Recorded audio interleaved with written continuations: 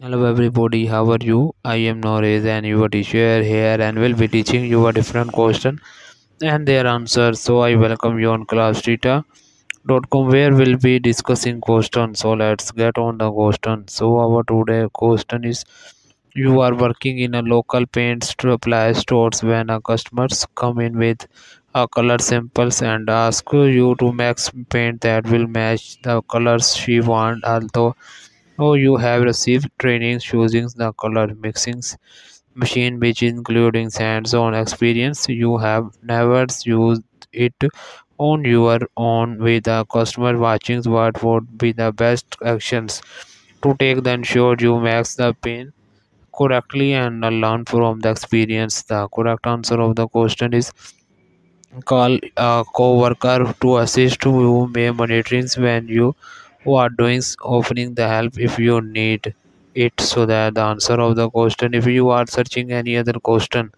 please visit www.classtheta.com and find on the search section. If you have any question to ask, there an answer section on the right side of the website.